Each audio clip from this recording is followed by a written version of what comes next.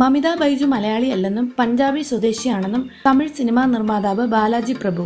മമിത അഭിനയിച്ചു തുടങ്ങിയത് മലയാളത്തിലാണെന്നും എന്നാൽ അവർ യഥാർത്ഥത്തിൽ ഒരു പഞ്ചാബിയാണെന്നുമാണ് ഇദ്ദേഹത്തിന്റെ പക്ഷം.